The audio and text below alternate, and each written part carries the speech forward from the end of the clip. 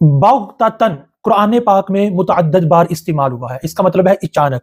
ये मफ़ऊल फ़ी नहीं बनता क्योंकि ये ज़र्फ़ नहीं है। बग़ततन की दो तरकीबें की जाती हैं कुरान पाक में। सूरतुल अनआम आयत नंबर 31 में है हत्ता इज़ा जाअतहुमुस्साअतु बग़ततन, यहाँ तक कि जब आएगी उनके पास क़यामत अचानक। तो यहाँ पे बग़ततन क्या बनेगा? बग़ततन जहां कहीं भी आ जाए, इस आयत करीमा में है, इसके अलावा जहां भी आ जाए। नंबर एक, दो तरकीबें हैं इसकी। नंबर एक, बग़ततन हाल बनेगा। जब हाल बनाएंगे तब हम इसको बाग़ततन की तावील में कर लेंगे। नंबर दो, बग़ततन मफ़ऊल मुतलक बनेगा।